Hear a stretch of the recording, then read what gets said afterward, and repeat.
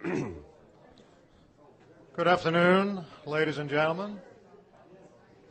My name is Chris Dunn, also known as Christopher Dunn, and it is my distinct pleasure and honor to introduce a very good friend and colleague of mine, Stephen Mehler.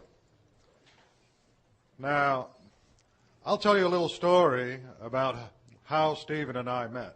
He tells it a lot better than I do, but he's going to talk a little more about himself and his qualifications and how he actually developed his ideas on the Egyptian story. But my relationship with Stephen probably started, unbeknownst to me, one evening in 1995 when we both appeared on the same radio show. And it was on Laura Lee. And I had done about a 3-hour interview with Laura Lee, and Stephen was due to come up next. And of course, I had heard that there was going to be an Egyptologist following me on this show, and I was like, okay, so how do I handle this? Well, I just let it all out. I didn't know, Stephen. I just knew that he was an Egyptologist. And then later on, a couple of years later, I was invited out to Santa Barbara to do a local access cable network television show called The Cutting Edge. And I was contacted by a nice lady by the name of Laura Wingate, and she invited me over to be interviewed and do like a panel interview. And the other person on the panel, she said, would be an Egyptologist. And his name is Stephen Mehler. And I thought, I didn't know anything about Stephen. I didn't know what kind of Egyptologist he was, what kind of ideas he had. But I knew that, if I was going up against an Egyptologist, then I better have all my ducks in a row, because I had some very, very controversial ideas about the ancient Egyptians. And I had, before that time, published in a magazine called Analog Science Fiction Science Fact, an article called Advanced Machining in Ancient Egypt. And I took on the Egyptologist view of how they were able to cut massive blocks of granite with such precision and remarkable skill. And so, knowing that there was going to be an Egyptologist on the panel, I thought that I would take with me the tools of the Egyptologist trade, not necessarily mine, but the Egyptologist. And that was a copper chisel, a piece of granite, and a hammer. Because I thought that I was going to have to convince this Egyptologist that you just don't use a copper chisel to cut granite. Well, it came to my turn on the panel, and I'm sitting next to Stephen. He's sitting here, I'm sitting here. Cameras are rolling. And, well, Mr. Dunn, tell us about your article on machining in ancient Egypt. And I said, well, first of all, I think what we should do is have a demonstration of Egyptologists' theories on how they were able to cut granite in ancient Egypt. And so I pulled up this piece of granite, which actually came from a tombstone. And because I wanted to bury the Egyptologist theory. But anyway, I pulled up this piece of granite, and then I had my copper chisel, which was freshly sharpened, work hardened at the edge. And then a new hammer, because they confiscated my original hammer at Indianapolis Airport. I think perhaps they didn't want me to chisel through the door into the cockpit, but really, that was before 9/11 too. But anyway, I had this brand new hammer, and I took the chisel and I attacked the granite, and just smack. And I thought that during the course of my work, I thought, well, maybe I should have provided people with safety glasses or something, but I didn't have to worry about it because there were no chips flying. I pulled off the copper chisel, and there I had a deep indent right in the chisel point. But anyway, it was a great experience for both Stephen and I, as I understood, because obviously after seeing that demonstration, Stephen changed all his views about Egyptology and became New Age.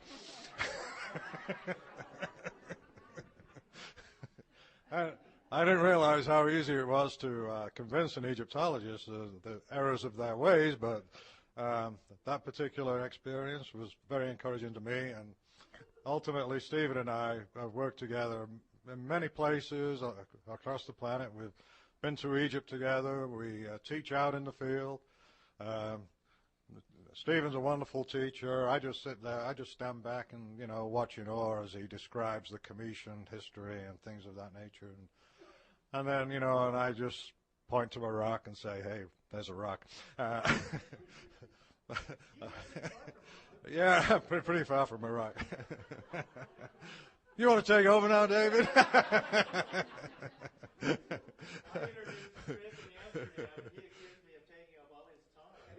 Yeah, right.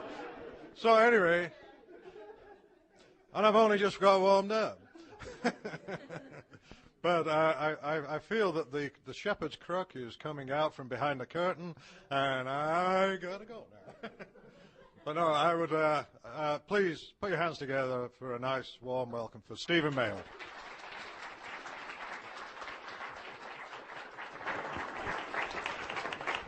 I won't need that, as I can project pretty well. Thank you. And it's great to be here. And as Chris said, and David said, and Mark will say, we just came back from Egypt. And it was a remarkable experience. In fact, I stayed 5 extra days after the tour to work with my teacher on the second book, which I'll talk with you about. And I'll talk about him, too. And so it's still fresh. I still have some sand in my nose right now. And so a lot of information is going to be real fresh. And what I'm going to be doing is actually shifting gears here. This will probably be the last presentation I do that will be named The Land of Osiris, because we do have a second book, which is called From Light into Darkness, The Evolution of Religion in Ancient Egypt, which will hopefully be out before the summer through Adventures Unlimited Press, through David, and I'm going to go into that. And so I'm going to move quickly through a preliminary discussion. I know many of you may have not read my book, I'm not experienced with this, but we're going to move fast. But I do have to set a framework, a groundwork, to be able to move on. And I'm not going to talk about myself. If you want to, you can read my book. I've been studying this subject for well over 36 years. It really goes back to when I was about 8, so it's about 51 years of an interest in ancient Egypt. And what I'm presenting is a totally different explanation than you'll ever hear. As Chris described, saying that, and we have a wonderful relationship, Chris and I. We're great friends and colleagues. We're both directors of research of the Great Pyramid of Giza Research Association, which is one word, gizapyramid.com. I recommend you all go to the site. We have a group of international scientists, a wonderful group of people involved. And Chris and I are both directors of research. And I love to work with him. As he said, we've been in Egypt twice together. It's our second conference we just did. And I'm going to be leading the tour again next year. So before I'm finished, make sure I'll let you know about that. And it's just great. We come from a totally different background, but we're coming to similar conclusions. And when we spoke, we were together in Laughlin, Nevada in 1998 at the International UFO Congress, and I spoke after Chris. And when I came on, I said, well, welcome to Chris Dunn Part 2. And everybody laughed. And it's really simple. Now we're going to do Chris Dunn Part 1A, because our work really dovetails. He is not interested in who and when the Great Pyramid was built. He's interested in the how and the why. Well, it's good that I go before him, because I will present the who and possibly the when, and set a cultural framework for what he's going to talk about, this idea of advanced machining. And how I came to this was through my long research into the field of academic Egyptology, and realizing that didn't sit the bill, the questions weren't answered by academic Egyptologists. I went into the metaphysical aspect of it. I got involved with the Rosicrucian Order, AMARC, in San Jose, California, where I was a staff research scientist for 2 years and got into the metaphysical esoteric traditions, but even that didn't fulfill the bill. It actually was in about early 1990 that I discovered a book by Murray Hope, which David sells in his bookstore, called Ancient Egypt, A Serious Connection, which he discussed the fact that there may be a living tradition in Egypt today that has a different background of what Egypt was about, and we call it the indigenous tradition. And that book set me on the mark. In 1992, I went to Egypt for the first time. And I met the man who is my teacher. And his name is Abdel Hakim Awayan. Everybody knows him as Hakim. He's a well-known tour guide. He is retired now, but he has over 50 years' experience in the field as a tour guide. Most people have been to Egypt and say, oh, I know Hakim. He's a great tour guide. Well, in the early 1990s, he also revealed himself as an indigenous wisdom keeper, part of an oral tradition. Now, people who know Native American traditions, who studied the Native American tradition, know that the oral tradition, and in part in Asia, is very much a part of these cultures. Well, it's also part of Africa, but no one has ever considered, certainly not Egyptologists, that there is an oral tradition. And Hakim represents that. His tribe, the Awayani tribe, which is called the Ai tribe, everybody's wearing an eye of horse, an eye of Ra, represents this tribe. They not only kept the history of their own tribe, they kept the history of all tribes. So what we present to you is over 65,000 years of oral tradition, and stating that there was a previous civilization before what is known as dynastic Egypt, before what is known as Egypt to Egyptologists, that existed and was very highly advanced, built the pyramids, carved the Sphinx. And that's what we're going to show you. And again, I'm going to purposefully make this brief so we can get into the slides. We have a lot of slides to show. And I probably won't even have time for many questions, because what I certainly do not want to do is take 1 minute away from Christopher's wonderful presentation. But since I'm going to be here, we'll be here this evening, tomorrow, and if questions, you can always approach me. But we probably won't have much time, because we'll probably go right to the end. But first of all, if we're going to reestablish this idea, we're going to create a whole new discipline, we have to start with the name itself, Egypt. Egypt is the name of the country in northeastern Africa today. That was not the name of the ancient civilization. And this is how it was derived. Egypt is actually a Greek word, or a derivation of a Greek word, which was a contraction called Patos, which became Egyptos, which is where Egypt comes from. Now, this Greek word actually comes from the ancient term Het Ka Ptah. And by the way, Gipediptos is where the word Koptos comes from, where the word Coptic Christian comes from, and where the town of Koptos was from. But the ancient term was Het Ka Ptah. Het means place. Now, Ka is a subject we can go on for hours in a lecture, too. Many people have talked about Ka, written books about Ka, think they know what it means. But it actually, the best way to translate it would be the etheric double, or the astral body, or we prefer the definition, the physical projection of the spirit, which is the personality, which is what attaches itself to the body, not the physical body, where the Egyptians added a T to it, Khat or Chet, which meant organs of body. So it actually is the personality. But these people believe that the personality is connected to the body. So this is why in the tombs that you see in Egypt, they made offerings to the Ka. It's like what you could say in New Age terms, the etheric body or the double. And Ptah is a whole series, we could give hours of lecture on itself, but so-called one of creator gods, which is not correct, but we'll use that because you're all familiar with that. So Ptah, so this meant the place where the physical projection of Ptah manifested. And it was only one area, one site, which the Greeks called Memphis. The ancient term was Mennefer. It was the capital of the ancient dynastic civilization. One area. The ancients called their civilization Kemet. And actually, that's a later derivation. The real term was Kem. And it's even in existence today because the Egyptians, one of their terms, the Arabic term for Egypt is Al-Khem. And does that name sound familiar? Alchemy. That's where alchemy comes from. It's the arts and sciences of ancient Kemet. So Kemet is the word. It meant the black land. Now people will ask me, well, what does that mean? Well, basically, this civilization was always based on a river, the Nile. Now, not the Nile as she is today, as we're going to discuss briefly. Again, in my book is more detail. The ancient civilization I'm talking about had an ancient river, which we call the Nil, which was named by a German researcher named Blankenhorn in the early 20th century, which is all Western desert today. But this river was huge. It was 100 miles across, thousands of miles long. All of northern Africa at one time was all lush and green with this great river with tributaries. The desert as it is today is less than 10,000 years old. So this civilization was pre-desert. So it was based on this ancient river, the Nile, the Nil, which is Western desert. And the word means the black land. It's the alluvial, dark, rich soil that the river deposits when she floods. And that was the basis of the civilization. You're going to see a slide I'm going to show you of Egypt.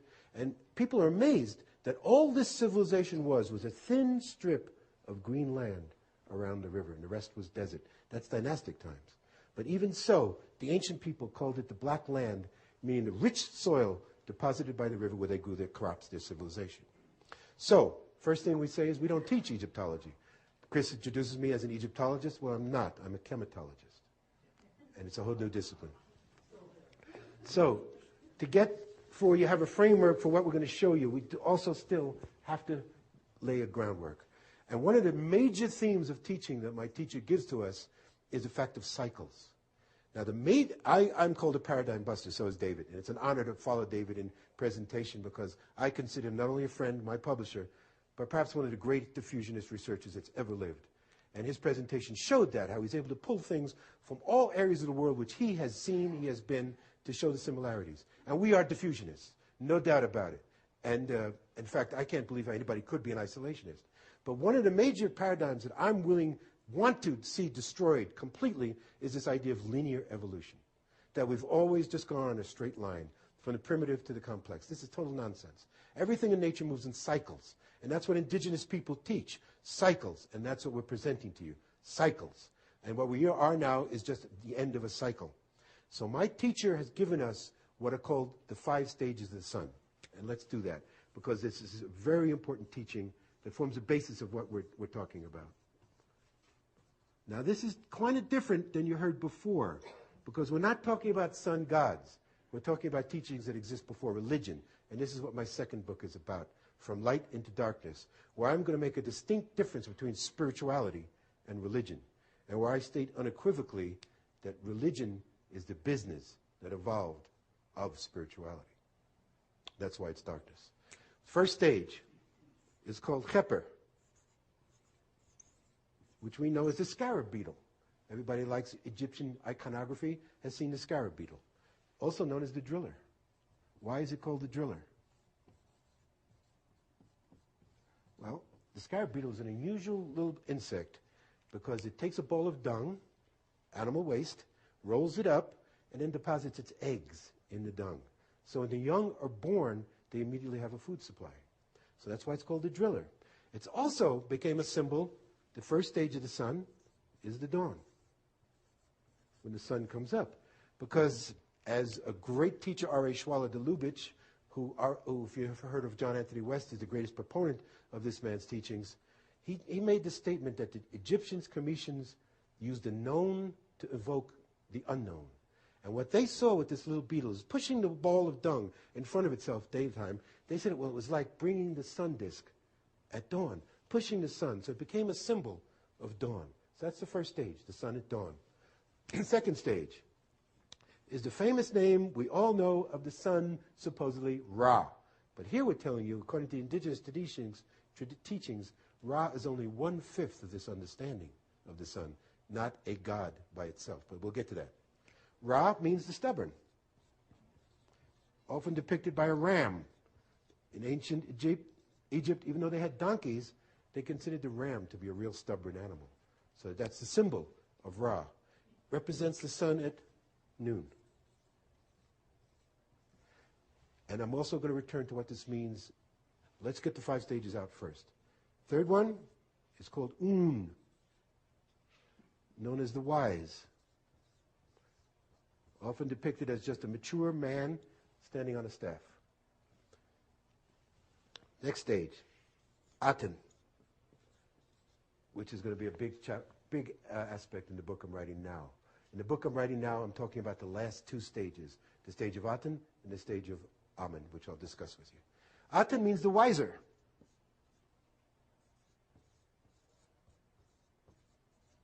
This is like twilight. This is afternoon sun.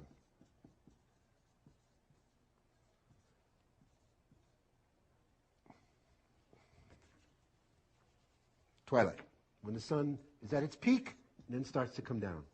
And the last stage is known as Amen, written many different ways. And this means the hidden. And this is why we'll get to what we're talking about. And that's night. Now, the interesting thing about these teachings is not only do these represent a daily cycle of 5 stages of the sun, but also represent stages of consciousness in our development and also time periods in history. So that's how these cycles work. And this is why we're talking about continual cycles. In these man's teachings, there is no beginning and there is no end. They don't believe in a Big Bang theory. All they do is talk about cycles in between. There's no time, there's no beginning, there's no end. So Kheper represents a time frame that may go back as much as 65,000 years ago. Ra, again, as a true indigenous teacher, Hakim doesn't deal in exact dates. He's not interested in quantifying like we are in the modern world with our predominance of left brain thinking. He's more interested in quality than quantity. So these are only approximations. Perhaps 65,000 years ago, perhaps 50,000 years ago, perhaps 30,000 years ago, perhaps 20,000 years ago. And Amen, we can be more specific, which is about 5,000 years ago. Now, also stages of consciousness. This is the birth of consciousness, where we are born, reborn, to begin the path of consciousness. Ra, why it's called the stubborn, it represents an adolescent stage of consciousness, and we all know, all of your parents, remember when we were teenagers? When we're teenagers, we think we know everything. And we tend to be a little stubborn as far as learning something new. So that's like the teenage, adolescent stages of consciousness. Un is mature consciousness. When we've gained a little wisdom, we've become wise. And Aten represents the height of consciousness. The sun at its full flowering in the afternoon. We're at the full stage of consciousness. We're hard for people to believe, but in the stage of Aten, we're all enlightened. And Amen represents the fall. And every myth, Acharya talked this morning about the links of all mythologies around the world. Every mythology talks about a fall from the golden age, a fall from grace. Amen represents that.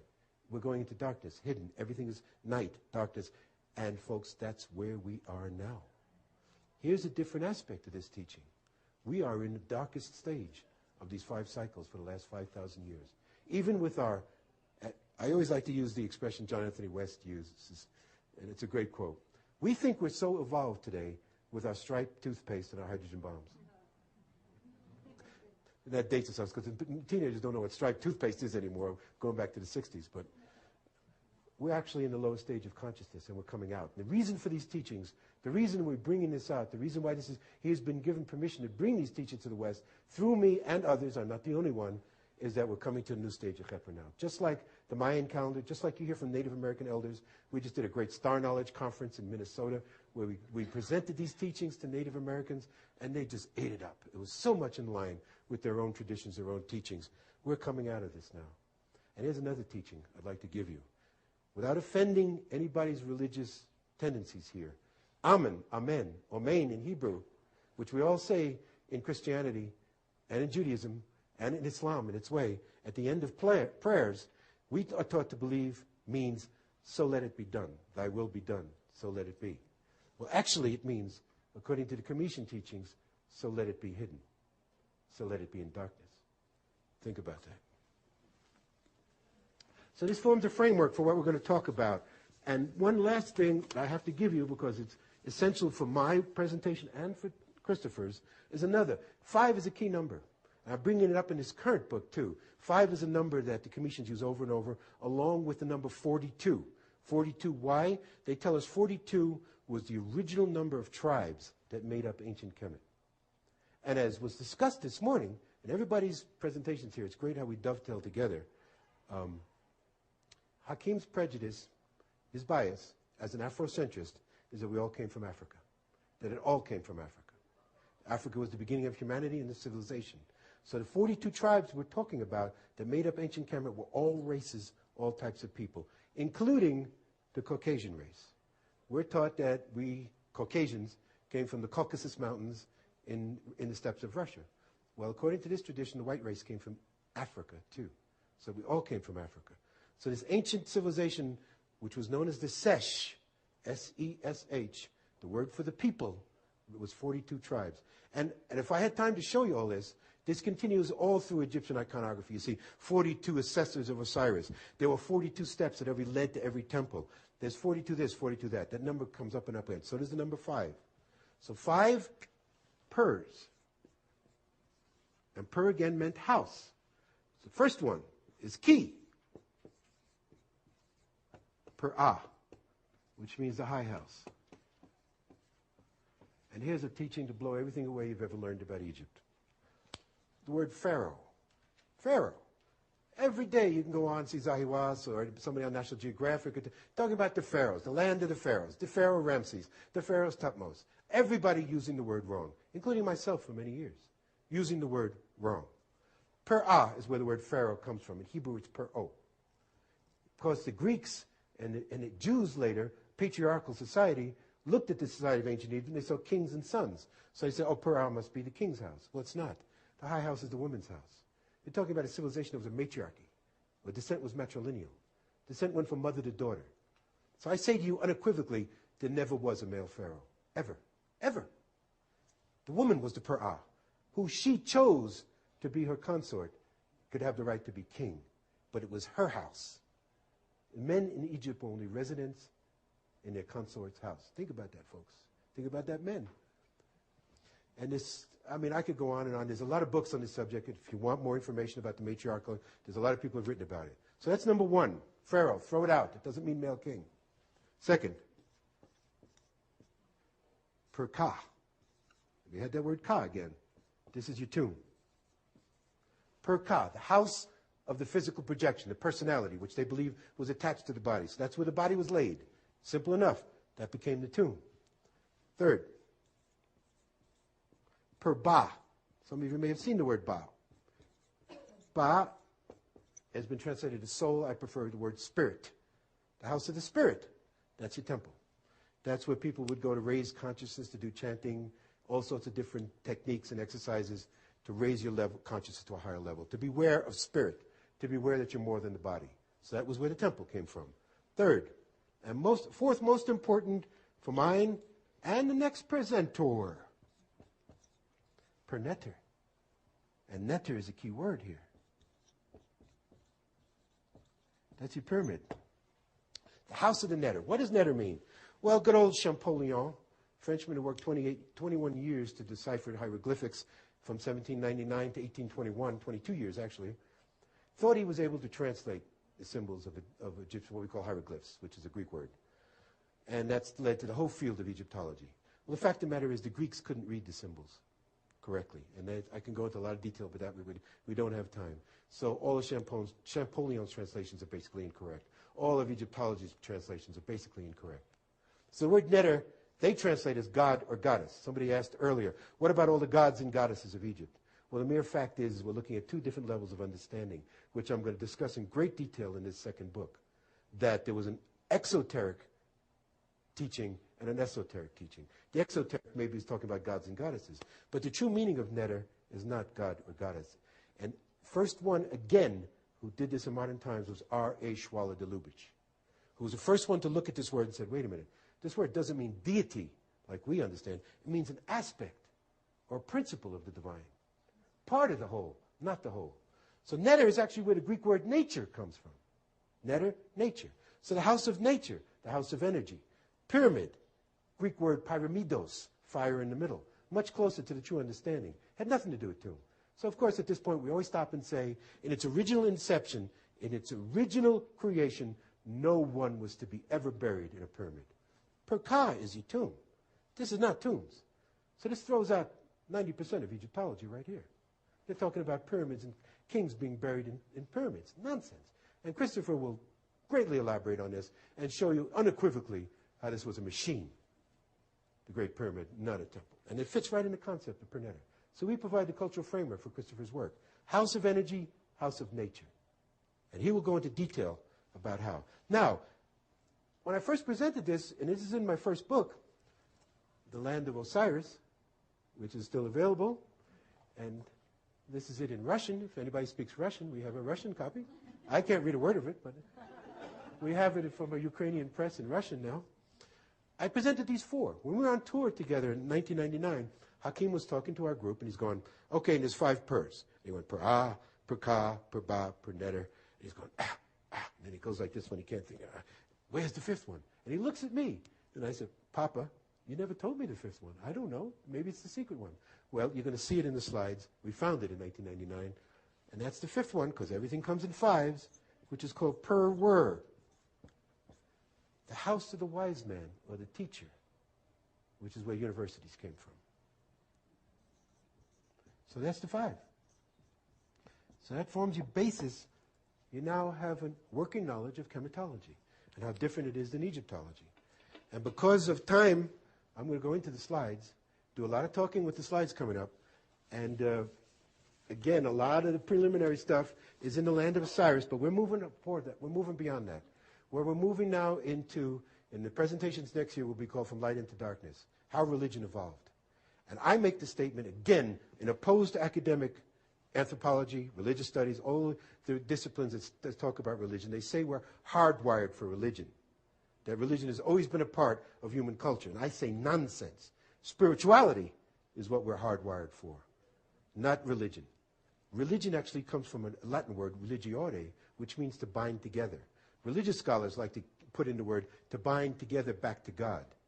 Well, Hakim always says that's intimating that we no longer were together, that we needed a system to bring us back together. But I'm saying, in the time frames that you saw, the age of Aten, over 10,000 years ago, we didn't have any religion. We didn't have any popes, priests, imams, rabbis, or anything like that. But we had spirituality, and everybody had the means to access the divine by themselves without anybody being a guide. And so the second book is going to talk about how religion evolved, how religion became a business, sold the concepts of death. In Hakim's teachings, there is no death. Sold the concept of soul, of God, and an afterlife. And that became religion. And I'll get a little more into that because we're going to get slides that are going to go there. So, here we are. Look at that. Folks are so good. We're right up. So, in this idea, thank you, David, of the land of Osiris, we talked about Kemet. Hakim taught me that there was a further definition, a further designation within Kemet that had a series of sites from Dashur in the south to Abu Ruwash in the north, which includes the famous sites of Giza and Saqqara. All these sites were known for having pyramids, pernetters, and temples, purbas, that are ancient, over 10,000 years, all connected on a grid line. Again, Christopher will talk about the energy of the Great Pyramid when he's up. All these pyramids work together in harmonic rays to form an ancient grid. So, what we have here is the land of Osiris. From Dashur in the south, Saqqara, Abu Sir, Abu Ghurab, Zawayat al-Lawiyan, Giza, and Abu Ruwash. All these 25 square miles of this concept within the larger framework of Kemet was called Bu-Wizir, Bu being the word land. Wizir is the correct term for Osiris. Now, you've heard a lot of different people lecture and talk about Osiris and think they know the ancient way of pronouncing it. Again, obviously I have a prejudice working with this man who I've been working with for 12 years now, who I consider to be a walking library of Alexandria, even more than that, and that I accept his teachings pretty much straight forth, that this land, Wizir is the correct word, where the word wisdom comes from. So Osiris represented wisdom. They all had pyramids, they all had temples, and they all connected by underground tunnels. Now, I'm anticipating a question here. What about the Hall of Records under the Sphinx? What about what's under the Giza Plateau? What about J.J. Hertek, who's saying that there's an Atlantean city under the Giza Plateau? Well, that's all possible.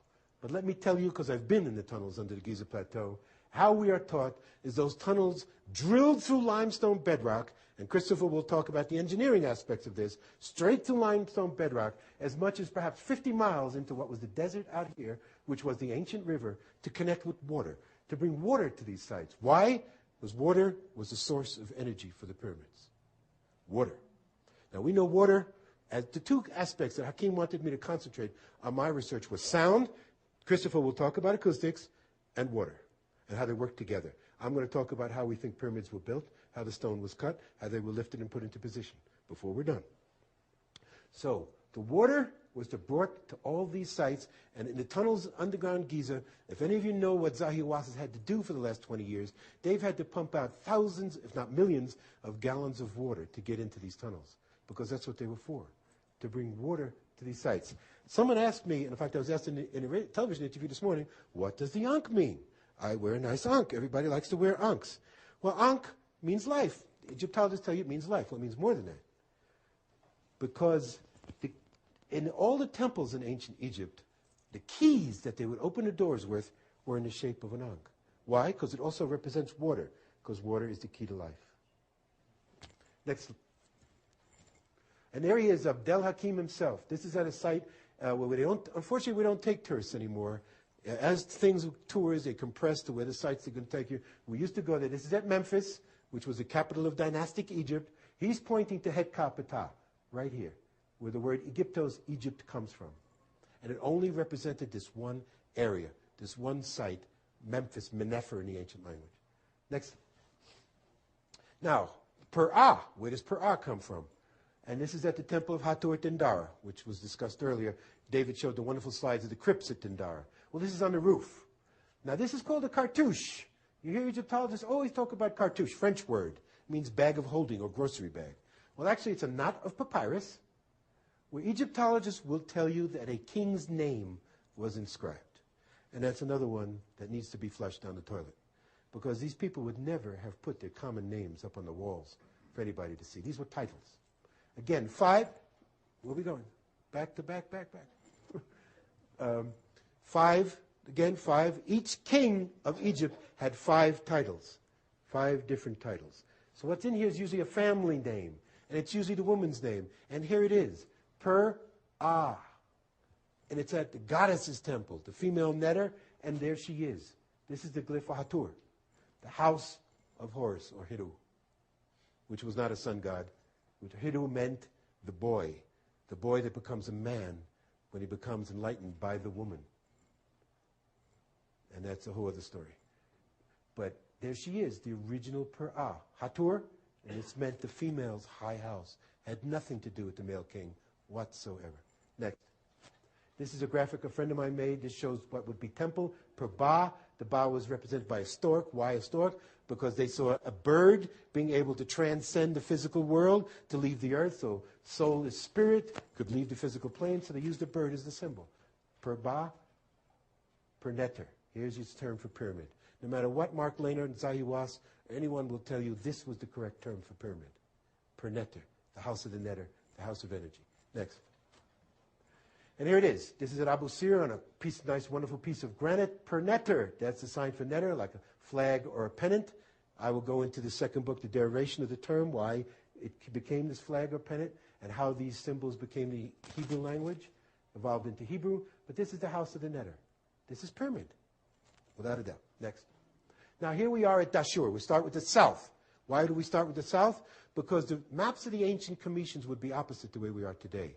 The Nile River in all its permutations, including the ancient river in the west, has always flowed from south to north. So to go upriver is to go from south to north. So we start from the south because this would have been, the Cometian maps would have been reversed. Dashur would have been at the top with Abu Ruwash at the bottom. So we started, this is 2 pyramids at Dashur. This one's known as the Red Pyramid. Why? Because a particular type of limestone has a reddish iron tint to it. So they call it the Red Pyramid. And there's actually 2 there. We're going to show you the Bent Pyramid. Now, again, I'm not going to go too much into what Egyptologists say because it really is a waste of time. But they say that this was built by a king. He actually had 3 pyramids built. Now, how they're going to discuss how he was going to have his body divided into thirds, have one belt. They don't go into that. But he had one pyramid, said, no, that's not good enough, build another pyramid. No, that's not good enough, build another pyramid. Well, we have a different story. These are houses of nature, houses of energy. Let's go inside. Next. I hope you can see this. It's sort of dark. Here's what, again, David showed these wonderful megalithic stones that he was showing all around the world. This is one single block of limestone here, weighs at least 100 tons. How they even got it into this position they can't discuss. And this is the inner walls. This looks very much like the Great Pyramid. Now, again, this is different from you hear from other people. A lot of people always say, well, the Great Pyramid is so unique, it's so different than any other pyramid. It's not so. Christopher will discuss the uniqueness of the Great Pyramid. It did have a uniqueness, but all these pyramids we're going to show you were built by the same people around the same time frame for the same purposes. And they show the same type of construction ability, it's the same type of stone used, and the same type of geometry involved. Next. And this is the ceiling. It's corbelled. It's recessed. Why? The Grand Gallery in the Great Pyramid is very similar. Well, we say it's for acoustic harmonic resonance. Again, he had me concentrate on sound. Christopher will discuss what a coupled oscillator is and how the Great Pyramid is functioning. But basically, all these pyramids were working with acoustic resonance, with sound, amplifying sound, and using acoustic energy. And all these pyramids were vibrating to different frequencies to work together as a grid line. And these walls were recessed for that reason. Here's the so-called bent pyramid. Now, Egyptologists will tell you this was a mistake. They started out with this 55-degree angle. They couldn't 55-degree angle. They couldn't complete it. The architects came to the king and said, we can't go on. It's going to collapse. We have to change it. So they changed it to a 43-degree angle, and this was a mistake. Well, according to our teachings, there was no mistakes. These people didn't make mistakes. This is purposely at 2 angles for a reason. Christopher even mentioned this to me in 1999 when we were in Egypt together, before even knowing that there was another gentleman who said the same thing, and I'll tell you. Chris said, when he looked at this, so well, that's probably utilizing 2 different frequencies of sound. Well, he didn't even know that a famous man whose name all may ring a bell to you, named Marshall McLuhan, the medium is the message, Canadian gentleman, went to Egypt in 1968. 1968, looked at this pyramid and says, well, obviously, this pyramid is producing 2 different frequencies of sound. And he's right. Now, we're going to return to this pyramid, because this pyramid is part of a theory that we're working on. As you can see, this pyramid still has its casing stones on it, but the sides look like they've been attacked. We'll go back to that. Next. Here it is again from a distance. I don't know if you can see it too clearly, but this shows clearly that there was water here at one time. There is silt still available thousands of years after the fact. This all had water going here. All these pyramids were involved with water.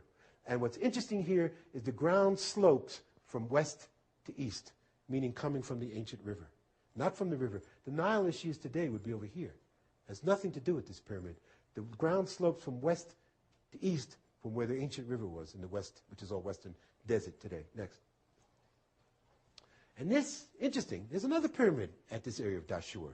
Just about a mile or so away is this structure, which is called a pyramid, which was built in the 12th dynasty, the Middle Kingdom pyramid, for a king who had a title, Amenemhat. And Egyptologists will tell you all these pyramids were built by the same people, but this is built with mud brick. And it's basically collapsed. There's basically nothing there today. Very little limestone was even used. David mentioned this morning. He made a profound statement. And this is so true when you study ancient Egypt. The further you go back, the more grandiose the architecture is, the more grandiose the glyphs are and the construction. The more you go forward, the more it seems to get worse. So that's against our linear theory of evolution. If we're going from the primitive to complex in a straight line, as time goes on, we should get better, get more superior. Why did these people not? This pyramid is clearly inferior to what you just saw, because it wasn't built by the same people. It wasn't built with the same technology. That's why. And no one was ever found in that, by the way. There's no intact burial has ever been found in an Egyptian pyramid. Now here we are at Saqqara. Saqqara is a famous site. It's known as a great burial ground. The dynastic period buried people here for thousands and thousands of years. We find tombs upon tombs upon tombs. But we're talking about a time when this wasn't on the west bank of the river, which is usually where the dead are associated, but was on the east. And this was a great healing center where great sound healing was involved. And I'll get into a little more detail about that. But we're taught from Egyptologists that this is the first true pyramid, the step pyramid of Zoshir, they call it, as if they even know who a Zoshir was. But they say this was the first pyramid and everything else evolved from there. Well, we say this is the earliest one. This is actually the latest one. This is not the oldest. This pyramid, we date at 1,300 years earlier than Egyptologists do. They dated around 2,700 BC. It's actually around 4,000 BC. The pyramids you saw and the Great Pyramids you're going to see are well over 10,000 years old. So this is more, and this was not a pernetter. This is a glorified perka. This was a mastaba, which means, Arab word means bench, where people were buried and a stone slab was put over so the jackal wouldn't get at the body and destroy the body. It was built one on top of another, until it looked like a pyramid or it resembled pyramids, but it was not. This pyramid was not built to utilize sound, was not built to be an energy device. It is just a glorified tomb. And they tell you that this structure dates from the same time period. This is nonsense. We could take you there and show you these structures. This structure is at least 12,000 to 15,000 years old, much older than this. One of the great teachings that Hakim gives to me is that, and his ability, as I said, he's Western trained. He's an incredible archaeologist. And in archaeology, you're taught this idea of stratigraphy, that you look at layers, and you can see archaeological layers upon. Hakim's teachings are like peeling away the layer of an onion. He shows you the Islamic Egyptian layer that's there, the Greek layer, the Roman layer, the Jewish layer, the Coptic layer, the dynastic layer, and underneath is ancient Kemet. So what we talk about now is layers of civilization upon civilization upon civilization, and Egyptologists have confused it. They've put these things together where they think they see one coherent system when it's actually civilization upon civilization upon civilization. And I'm now going to show you a series of slides that illustrate that. Again, this structure, over 15,000 years. This structure, maybe 4,000 BC, 6,000. Now here's a wall that was built in dynastic times. Not ancient, but this is just, I mean, I could take you there, folks. Nobody goes here. We all go in here, tourists go here, do this. This is just 5 minutes away from this site here, and everything there is exposed for you to see what you're going to see now. But tourists don't go here. They're not allowed to go here. So now he says, move to the left. Next slide. And here we see bedrock, tunnels going through, exposed. The Egyptologists have done the work for us, folks. It's here. Right through the limestone bedrock are tunnels. Move further to the left as we go again. Here's more tunnels. Tunnels going down. Remember, David showed you these structures that were man-made. Well, this is a tunnel drilled to look like the symbol of pi. Greeks invented pi, they tell us. But we tell you that everything the Greeks learned was from ancient Kemet. So here are more tunnels. And look at this tunnel here. Hakim tells me, go forward, Stephen, take another picture. So we move closer. Here you see these tunnels again, going straight through limestone bedrock. And Christopher could perhaps address better than I how they possibly could have done this, drilled these tunnels straight through limestone bedrock. But here, we go closer, and we go again. Next, and look at this. Now, it's not perfect. Chris has come with his levels to Egypt and has done some measurement and showed this is not exactly a right angle, but look at this. We're going through limestone bedrock, and this tunnel, folks, goes down 300 meters and ends in water. And here we are at the great site of Saqqara where the healing was done. We're going to do this briefly. But what was done here, there's these niches. There's only a few of them extant. We take our tour groups here to experience this. There's only a few of them left. Only, in fact, 2. There were once 28 of them, 14 on each side, where, now I'll show you how this was done. There's a platform that's right here. It's a raised platform. I don't have a slide of it. But a patient who had an illness, a problem, would stand on this platform. The person who would go in here was a healer, healess, priestess, would put their head in here. You hear incredible sound vibrations when you put your head in here. The healer would intone a sound frequency, would see an MRI in their mind of the patient, would see all their energy zones, the blood flow, the lymph flow, organ blocks, tissue blocks, would know immediately where the blockage was, where the problem was. A link was made between the healer and the patient, and the healing process began. Because anybody who here is a healer and has done healing knows that no one heals anybody else. No one, no doctor, no healer heals anyone else. All they do is act as a guide to allow the body to heal itself. And that was known in Egypt 10,000 years ago. Next. Now, at Step Pyramid, again, more recent, not a true Pernetter. This courtyard here, today, all sand, was once all alabaster. All the floors and all the temples of Kemet were made of alabaster. Alabaster is an Italian word. It actually means African crystal. It's for vibration, for sound, for vibratory effect is why they used crystal. They used water, sound, and crystal to accomplish what we're going to talk about later. Next. Here we go. Here's a great blow for diffusionism. And as I said, David, I, and just about everybody here are diffusionists. In 1997, Hakim met me in California before we were to engage in a major expedition to Egypt in 1997 in September, which is a major part of the research of my book. He told me he was going to show me evidence of a Mayan temple in Egypt. And I went, wow. The lights went off, bells and whistles. Here's my 15 minutes of fame. I'm in the history books if I can prove this. So we went south of Saqqara, and again, I just went back there a little over a week ago, so this still exists, and it still can be found, folks. Tourists are not allowed to go here. We had to pull some strings to get in here, but we did. We went south of Saqqara about a half mile, and here I came upon a temple of an individual Egyptologist called Maya. Well, Hakim says, again, just like the king's titles in a cartouche, this was not a person's name. It was a title, Maya. Interestingly enough, one of the words in Egyptian Arabic for water today is Maya.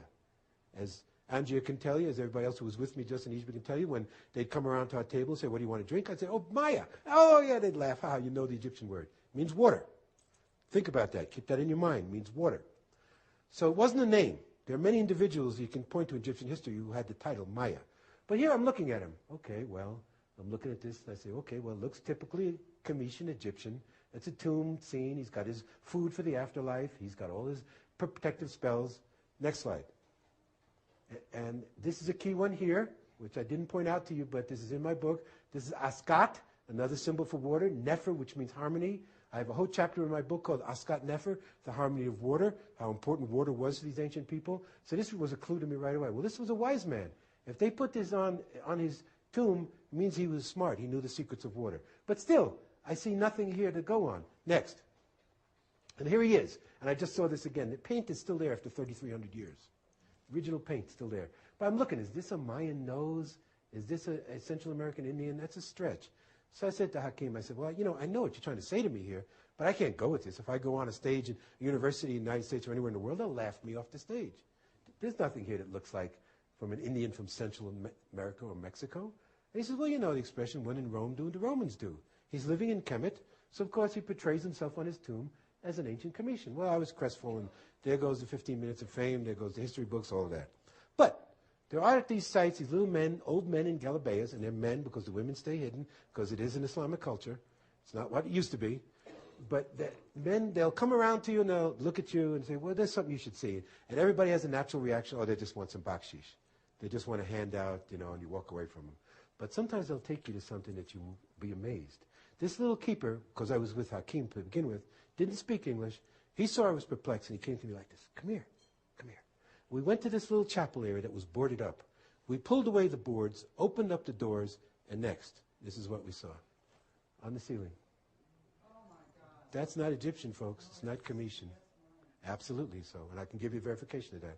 And I got better pictures now. So anybody who's really interested in this, went back a week and a half ago and took more pictures, more close-ups. It's still there. It's not even boarded up anymore. It's open for everybody to see, but they don't allow you to go there because there's excavations being done. But I can take you there, and I can get back there anytime because the magic word is Awiyan, the last name of my teacher. You can go anywhere in Egypt. And yes, let me continue, please. To verify this, it's okay. It's okay. I appreciate your enthusiasm. Instead of going to Mayan archaeologists with this, I took photographs of this picture, made an image. I happen to know Aluna Joy Yashkin, who used to live in Sedona, now lives, she used to live in Mount Shasta, she now lives in Sedona. So you folks may be able to hear some of her presentations. She leads tours to the Mayan sites. She was a student of Mayan daykeeper Hunbat's men. I sent a copy of this photograph to Hunbat's men. He graciously responded within a few months, which mail from Mexico is pretty incredible. But he responded within a few months saying, oh yes, I recognize this. This is the language of my ancestors. In fact, he claimed he could read some of the symbols, that it's actually dating. It's usually time codes. And I wish Christopher O'Brien was here because we had a great conversation last night. He recognized this as pre-classic right away. And he says, what this is dates. But to follow that up, we even went further. I've come here to Sedona many times to give presentations. Our good friend was at David's bookstore last night, Dr. Chet Snow, who lives here in Sedona. He's put on a series of conferences called Crystal Healing Conferences. Another offshoot, which is a whole another lecture, is I've been involved in research in crystal skulls since 1979. So I give presentations for Chet on crystal skulls. So at his conferences was a lady named Flor de Mayo, who lives in Albuquerque. She's a well-known Mayan priestess and curandera, healer, priestess. I showed a copy of this photograph to her in 1998. I asked her, could you give me a comment on this? She said, well, this is amazing. I can't speak. Can I look at this for a few days? I said, sure. The conference was over. I went back to her and I asked her, can you tell me any impressions you have on this? She couldn't. She said, where is this from? Is this from Mexico? I said, no.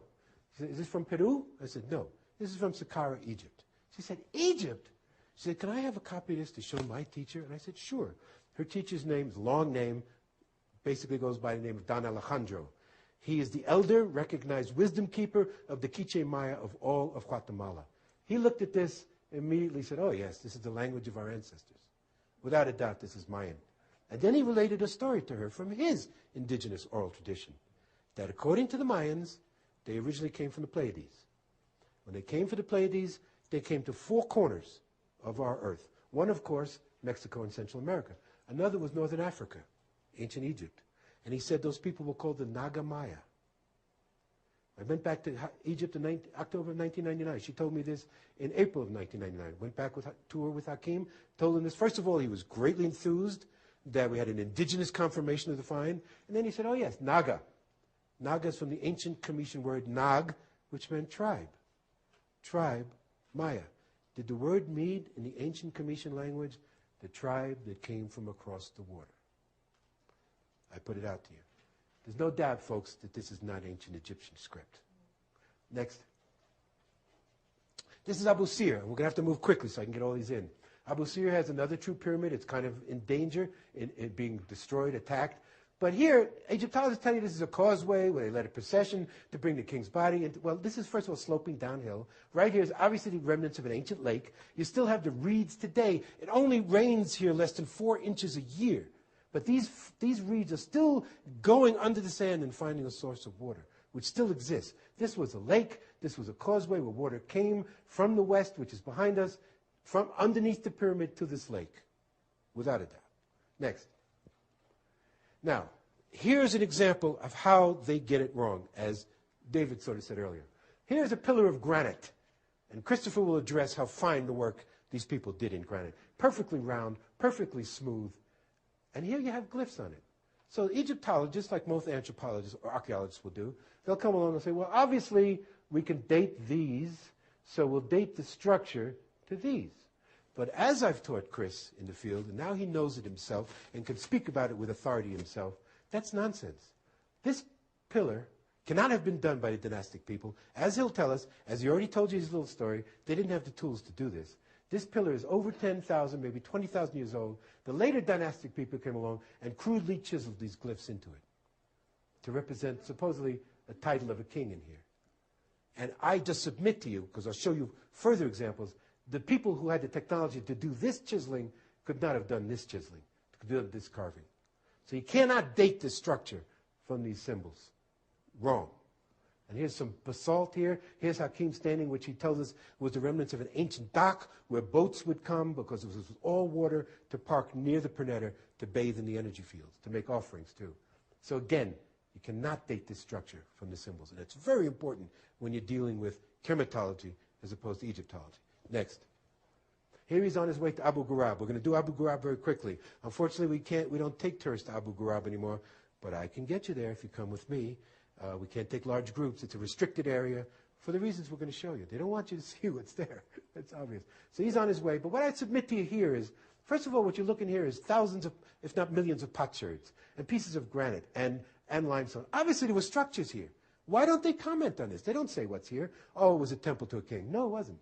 What you see here is dunes. You can see silt. You can see that this was a waterway. Water flowed through here at one time. These were huge walls made out of limestone to keep the water enclosed. There were structures here made out of granite. This was part of the ancient Comitian civilization well over 10,000 years ago. Next. Abu Ghurab means father of crow's nest. Why do they say that? There was an obelisk here. And here is the correct symbol for obelisk, no matter what Egyptologists tell you. Ib-Ra. Ib is the heart. Ra, second stage of the sun. A heart, a beam of the sun encapsulated in stone is what an obelisk meant. Obeliskos in Greek means a barbecue pit, that they thought the gods, like Zeus, would use these obelisks to barbecue their meat. So that's where the word obelisk comes from. Ibra. Ibra. In the book I'm writing now, we're going to say the word Ibrahim, which him is a masculine ending in Hebrew. Abraham comes from this term, Ibra. And we may be giving you who Abraham really was in this book. Next. Here's why it's called Father of Crow's Nest. The slide's falling off. It's a great sight line. Here you see Abu Sir, you see Dashur in the south. So it's a great sight line on this mound where an obelisk was. Next. Now what you have here is some incredible structures. This is what's known as a Hotep. This is the symbol of Hotep right here. It's in four directions. So obviously the idea of concept of 4 directions is something that's not new. In fact, we believe there's nothing new under the sun. This is alabaster. And Christopher will discuss this in more detail, how possibly they could have done this in alabaster with wonderful, we actually see circular tool marks, which I'll show you. But this is an altar, an offering table, not to a king, not to a god. To whom? Well, why Abu Ghurab becomes an interesting topic for us, and this is going to lead to a lot of UX folks and Adventures Unlimited folks' areas of interest, is Hakim tells us that this was a landing site at one time. For who? For who? And the site is perhaps hundreds of thousands of years old. For whom? Well, simply I'll tell you that in Hakim's tradition, as in Native American tradition, we just had a Star Elders conference, the ancient Comitians taught that their ancestry is from the stars. Particularly the star system Sirius, but others too. So this was an area where dynastic people came for thousands of years to make offerings, not to gods, not to a king, but to their ancestors who came from the stars. Next. Here it is in close-up. Now, it's been broken off and damaged, but once this was finally polished, finally smooth, could not be done with copper chisels, all with stone pounders. Again, Chris will address this much more adequately than I. This is this is alabaster, and this is the Hotep, the offering table. Next. Now, in the background, we saw these little structures also made out of alabaster with these interesting gears on them. What is this? These have been moved. They're at this site, but they're not in their original position today. They were moved maybe 50, 60, 70 years ago, and what we call, without being facetious, an Egyptian minute. They were supposed to be on their way to the Cairo Museum, and they still sit there 50, 60 years later. Good, because if they're in the Cairo Museum, they might be in the basement, where you folks couldn't get to see them. I'll talk about the basement before we're done. Next. Here, you can't see it clearly in the slides. We can show it to you in the field. You see circular tool marks. You see polish marks, where something was polishing the stone with, I believe, ultra-frequency, ultrasonics. Chris can address this better than I again. Something that's vibrating at a very high feed rate to polish these things at a high rate. Not by a copper chisel, by hand, folks. Next. Here he is, Hakim, looking at this. Again, we say, the Egyptologists, what do they say? Well, a German Egyptologist named Ludwig Borchardt said, let me think, what are these used for? Okay, these were sacrificial bowls for animals. And they sacrificed animals here and collected the blood. Why did he say that? Next. Because it has these holes in it. Again, the slide's falling off. It has these holes here, perfectly round, which Christopher can address better than I. Perfectly round with spiral groove marks in it. But Mr. Borchardt, Dr. Borchardt, Professor Borchardt, if this was to gather blood, why shouldn't the hole be at the bottom? Where you think the fluid, every liquid seeks its own level. So if you're trying to gather some type of a solution, wouldn't you have the hole at the bottom where it would run out? Once it's up here and goes past this level, it's useless for gathering any kind of solution. So obviously they're not sacrificial basins for animals. Something else this hole was used for. Next. And here it is again. There's a coin here. The coin shows where the spiral groove marks. Again, the slide does not capture it as well. But perfectly round in this alabaster with spiral groove marks. Chris can address this. And not for... We think something was attached in there. Something was involved. Something was... This was obviously... Hakim speculates... Again, this is speculation. This is not part of his tradition. But he speculates this could have been sort of part of some landing platform for some type of craft. And the exhaust was to go through here, whatever. That's just speculation. We don't know what the holes were used for, but they certainly were not to gather animal blood. Next. Next. Thank you. And here we are to her. And her is the key operative word. You've heard many different stories of the Sphinx. It's Harem Haket. It's Horus in the horizon. It represents a king Khafre making an offering to the sun. Well, according to the indigenous tradition, it's she. Her name is Tefnut. She represents an aspect of the Great Mother, because to the Cometians, the sky was feminine. Female, represented that which created it, that which is uncreated, called Nut, N-U-T. When Nut wanted to manifest on the earth, on the planet, she spit on the earth. Tefnut means the spittle of Nut, and it was right here at Giza. And according to this tradition, she is the oldest statue on our planet that we know of now. There may be things older, but that her date is 54,000 years. 54,000 years, not 4,500, like Zahir Was will tell you, and not he, like Zahir Was will tell you. That the face has been recarved many times. This is not the original face. But I wrote an article for David's Wex magazine in 1995 where I speculated the face as it is today is that of a black African woman's face. She was the mother of the first king of the first dynasty, whose name was Hor-Aha or Men-Aha. The Greeks called Menes. And to honor his mother, he had the face of the Sphinx recarved to her face. It's not a man's face to any degree. Anybody will take you to Egypt, you look at her, and if you can still tell me you think that's a man's face, well, I mean, that's your prerogative, but I can tell you how many people I've taken, given this indigenous tradition, say, just look at the face. And people, I can't see how anybody cannot see it's not a woman's face. And it's a black African face, without a doubt. It's not a Caucasian male face, not by any degree. But it's not the original face. The original face was probably more like a lioness human face. We'll show you a little bit more of that later as another netter will come up. So she, Tefnut, was carved in 3 stages. First the head and the forepaws, and this has been verified by the work of Robert Schock and John Anthony West, who showed that the erosion at the front of the Sphinx is twice as much as the back. Then she was carved in the middle section, and then the tail. So she's carved over thousands and thousands of years. But the original carving, Hakim tells us, He just puts a figure, 54,000 years. And he tells us before it was even carved as a statue, this outcropping, which is called in geology a yardang, was sacred because of the energy there. He always tells us the energy of the site dictates what's there. Why we have pyramids, why we have the Sphinx, is that Giza, in my opinion, may be the number one power place on our planet. She was just an outcropping of limestone. He said people used to come here 56,000 years ago just to energize themselves, just to meditate by her. So it's she. Here's her face. You can actually see some of the red and yellow paint that was her original paint. Originally it was yellow, then painted red, and it's since been, of course, eroded. But I was fortunate just a week and a half ago, it actually rained in Giza the whole day, which is unheard of. And I went to see her the next day. It was like she had a bath, like a shower. The colors were so vivid and bright. And unfortunately, my camera didn't pick them up as well as I would like to. But you could really see the colors in her face now. And again, it's an African woman's face, without a doubt. Next.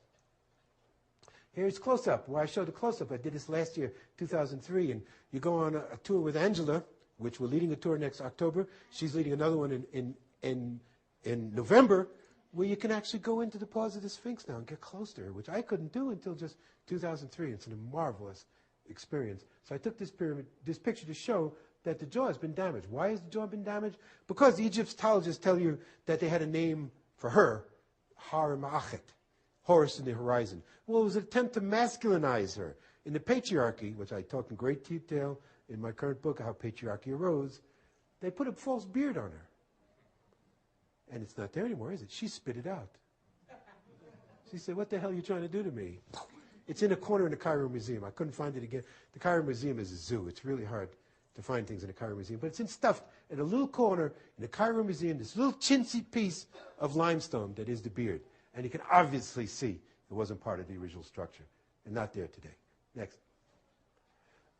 This shows the erosion. Again, I'm not going to go into great detail about this. This is John Anthony West, Robert Schoch. Schoch, a great geologist, 17-page resume. Andrea actually leads tours to Egypt with Robert Schoch, one in March. Incredible man. I've met him. Wonderful person. He's convinced without a doubt that this is water erosion. Not only water erosion, but caused by rainfall. Rain beating down for thousands of years. Next, we'll go into closer detail of that. Thousands of years, water. This, he says, is a textbook example of water erosion. Not wind and sand, as Zahi Was and Mark Lehner will tell you. Could not have been done in the last 4,500 years. It hasn't rained significantly in this area of the world. Like I said, it rained one day. That's probably all it's going to rain all year. 4 inches of rain a year at Giza. Hasn't rained significantly in 8,000 to 10,000 years here. So it has to be the Sphinx is older than that. Because these blocks were all quarried out of here to build the temples, the structures in front of the Sphinx today, which are erroneously called, mistranslated as Valley Temple or Sphinx Temple. So this area has to be older than 8,000 years. Next, we'll show you even more detail. As Robert Schoch tells us, this is all stratified. Again, limestone is what's called a sedimentary rock. It forms in layers, sedimentary layers, underneath the ocean for millions of years. So one layer is put upon another. It contains the bodies of marine animals. This is called nummulitic limestone. The animals are called nummelites, little sea creatures. You can find them embedded in there today. And it lays deposits. So sometimes there's a soft layer, a hard layer, a softer layer, a harder layer. And what Schoch has meticulously documented for us, it is the harder layers of this limestone that are more eroded, meaning only rainfall beating down at an angle for thousands of years could have caused this type of erosion. She has to be older than 10,000 years. And Schoch is not alone. When he gave a presentation at the American Society of Geologists in San Diego in 1995, I think it was, he had 250 geologists lined up after his presentation to verify, to stand with him, not caring what Egyptologists said, to document that he's absolutely right about this erosion. Next. And this is what Mark Lehner likes to point to. Oh no, this erosion was caused in prehistory because here we have a volcanic fissure that shows, or a seismic fissure that shows that this was an earthquake. This fissure has nothing to do with the erosion. It just shows the ignorance that these people try to portray as wisdom and intelligence. This fissure caused millions of years ago has nothing to do with this erosion. Nothing whatsoever. Next. The back of the Sphinx, clearly showing water erosion. Clearly, this is not wind and sand. Wind and sand does not do limestone like this. And it's wonderful you can go and touch it these days. It's just a great experience. Next. And this is a very important piece. I want you to keep this in your mind. This is what Chris will go into much more detail about. This is the particular what we call rose quartz. I showed you other examples of it. Rose quartz granite, which comes from Aswan, where we take you, and I'm going to show you a slide of it, some 400 miles as the falcon flies from this area to Aswan. I say this altar is 50,000 years old. That's just my opinion. This is the original structure. Again, Chris can talk about the type of, it's clearly eroded. It's been attacked. It's been subject to wind and sand since then. But original precision and tolerance is here. This is Chris's expertise. But I want you to look at this color. Keep the color. This is the natural color of rose quartz granite. Okay, let's move. The stele that's in front of the Sphinx tells the story of Tutmosis IV. I'm not going to talk about it. It talks about him supposedly clearing the sand away from the Sphinx. She made him king. But what's shown here is underground structures under the Sphinx, showing that she's on her own platform. Looks like there's chambers or rooms, structures underneath the Sphinx. They don't talk about this. They just like to talk about the story that shows that he mentions Khafre's name or title here somewhere, showing that Khafre never mentions Khafre built the pyramid. It mentions just the title. I believe it mentioned that Khafre also cleared the sand away. And they don't want to talk about that because they're not going to talk about the Sphinx being buried in sand right after she was built or carved, because that's impossible. Next. This is the alabaster floor in the Sphinx temple. One of the alabaster floors still extant. I date this floor at perhaps 50,000 years old. Still there today. And it's for sound resonance, for harmonics. Next. Here we are in the Great Pyramid. Let me see where we are. Okay. Chris is going to talk about his theory here. What I'm going to do now is present a theory that he and I are both working on. And we call it the destruction hypothesis. Chris goes into detail about his book. The first one to really speak of this was the great British Egyptologist, the father of modern archaeology, named Sir William Flinders Petrie. Petrie went into the Great Pyramid in the 1880s, particularly in the King's Chamber, and he said, there's something going on here. There's some strange anomalies. The walls of the King's Chamber seem to be separating from the floor. They're bulging out, like some internal force acted upon him. There's also cracks in the granite beams in the King's Chamber, which I'll show you. Well, he mentioned something going on. He couldn't understand why. Well, Christopher has followed up on this, and he and I are both working on this theory that there is distinct evidence that there was an explosion or fire in the Great Pyramid in antiquity, which, of course, totally negates it as a tomb right there. That because of the energy involved, something happened, and I'm going to show you evidence of that.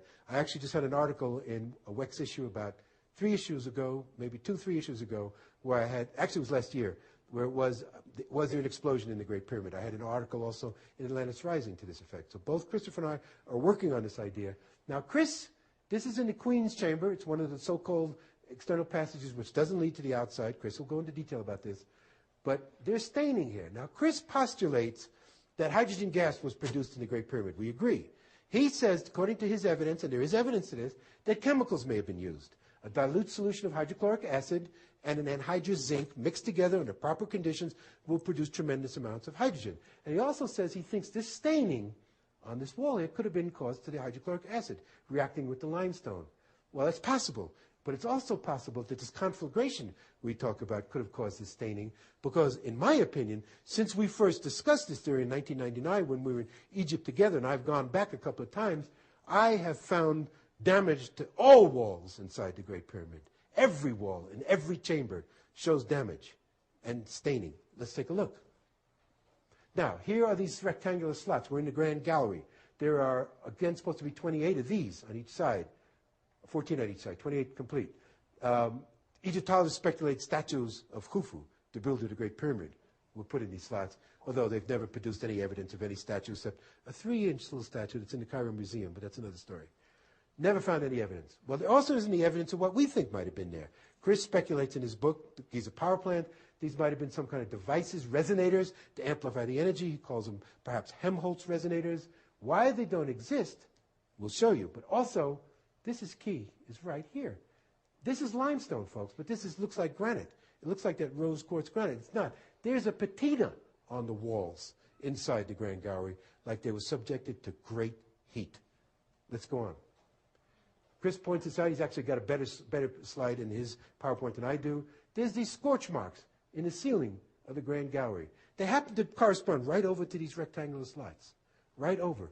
So we speculate during this accident, explosion, these Helmholtz resonators may have exploded and caused these scorch marks. And again, let me stop you if you have any alternative ideas, because I get emails all the time from our website, gizapyramid.com.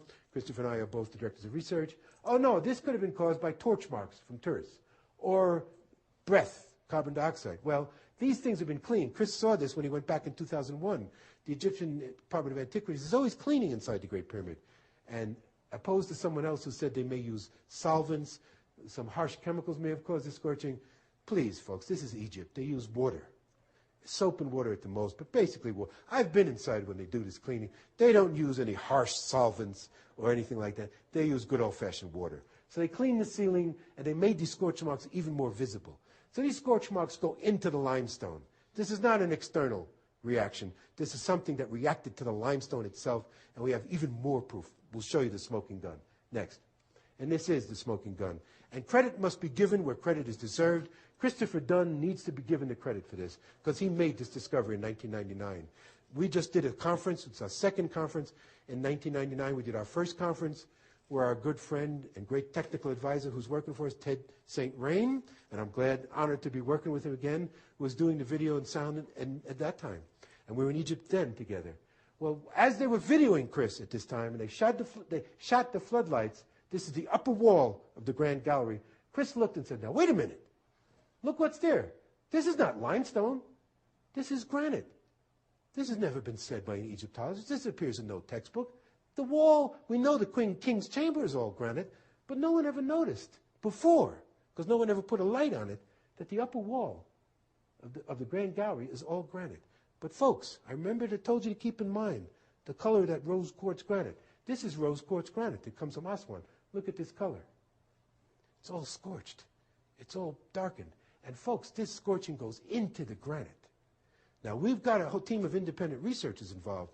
If we can get a micro slice, just a micro slice, of this wall, subjected, we've got geologists lined up, we've got chemists lined up, we've got electron scanning microscope at our disposal, we've got the lab work, we could test and see and let these independent scientists determine what type of heat, first of all, what type of discoloration it is, what could have caused it, what type of temperature could have been involved. We think this is the smoking gun, folks. This is definite evidence that this couldn't possibly have been a tomb for a king, that this was an energy device, and some event happened in it to cause an explosion, scorching, burning, charring of this rose quartz granite. Okay. Now we're inside the king's chamber. This shows the cracks as I saw them in 1992 that Christopher talks about in his book, which I talk about in my book. Cracks in the granite, first seen by Petrie in the 1880s. What could have caused that? Well, Petrie, trying to come up with an idea, speculated it was an earthquake that might have damaged the structure. Well, the fact of the matter is you go inside the descending passageway, which goes 350 feet down. First 150 feet is constructed stone. Last 200 feet goes through limestone bedrock, and Petrie found it only deviates 1/4 of an inch of the whole 350 feet. That should have been damaged. If it was an earthquake closer to the epicenter, the descending passageway should be offline, and it is not. So it was not an earthquake. Next slide. Went back in 2003, the crack is still there. The Egyptian Department of Antiquities has put these little snaps here, so it gives you folks as tourists, when you go into the King's Chamber, you say, oh, geez, oh, okay, it's not going to fall on us because they got these little safety clamps here. It's not going to fall anyway, folks. Don't worry about it. But Christopher will tell you his theory is the one I subscribe to, whatever this explosion was, whatever this event was, because these are chambers above. He'll talk about them in more detail, erroneously called, mislabeled relieving chambers. They relieve nothing. They actually hollow so that these granite beams were thrust upward. They weigh about 70 tons, crashed down, and cracked. Had nothing to do with an earthquake. Some event happened in the king's chamber which caused this. Next. Here we are at Abu Ruwash, the northern part of Buwizir. This is a pyramid. It's called the unfinished pyramid. It's destroyed. Nothing there. They claim it was the third son of this King Khufu. For some reason, he left Giza, went 8 kilometers away, decided to build a pyramid here, but it's all destroyed, or it's quarried. Well, it's not quarried. First of all, here's the core blocks that show this was a pyramid. Next. And here it is again. I'm showing where the socket stones were. We actually found the corners of the pyramid. Next. This shows that granite was used there. It was built the same style. So the Egyptologists say this was inferior. That's why it collapsed. It was not inferior. It's built just the same technology as the Great Pyramid, part of the Buwizir Pernetters. Granite was used here too. Next. And, okay, this is part of the explosion hypothesis. Let me go one back. Can you reverse one? We use this to show that this, I say, evidence I'm gathering to support this explosion hypothesis is not just in the Great Pyramid, but through the whole grid line of what was Boo-Wizard. And so this pyramid, I say, was destroyed, that it shook so violently during this event, which I document in my second book as occurring 11,500 years ago, a worldwide catastrophe, which is mentioned in two other books, Catastrophobia by Barbara Hand Clow, and a book called Cataclysm 9500 BC, all put out by Barron Company by two British authors, Allen and Dallaire, that there is distinct evidence that there was a worldwide cataclysmic event 11,500 years ago. David talked about many of them. This is one that may be the most recent. I think it destroyed this pyramid. Next slide. We'll show you the other evidence. We go back to the so-called bent pyramid. Again, Egyptologists say, well, this was quarried. This was attacked by the Egyptian Arabs in the last couple of hundred years. The sides are easier to attack the corners than the main structure. So they pulled off not only the casing stones, but core masonry, and they used the blocks. Well, that's an interesting idea, maybe, but why is the stone still there? Most of the stone is still there. If they attacked this pyramid to use the stone, why did they leave the stone there? No. I say this is part of the explosion we talk about. The side, the corners being the weakest. When this pyramid shook violently, the sides blew off. Because they didn't attack the casing stones. If they're going to quarry this pyramid, the casing stones would be easier to remove than the core masonry, believe me. And they didn't. I speculate this is also a part of this cataclysm. Next. Here's the evidence of advanced machining. Christopher will talk more about this. He'll talk about the precision, tolerances. We just took our group here. It's always great to use this. This piece of evidence is right out in front, right by the Sphinx. Everybody can see it. It's just right for Christopher and I. Next slide is Christopher took this picture of me in 1999. That's why I don't wear shorts anymore with these bony knees. But anyway, here, this is incredible. It takes a man like Chris Dunn with 40 years experience in materials manufacturing and high-speed technology to address this type of precision. You think this was done by copper chisels. We have a bridge in Brooklyn we can talk about after we're done. Next. I have to move quickly because I've got to get to the other slides. This is at Elephantine. We didn't take our people near Aswan. Another example of advanced machine that Chris will talk about. This was a shrine, one single piece of granite. Look at the work on it, like it was turned on a lathe, like it's made out of clay and sculpted. This is granite, weighs 100 tons if it weighs an ounce. And the question is, what knocked it on its side? Not people trying to quarry it. 100 tons? Something happened to knock it on its side. Again, a cataclysmic event. Next.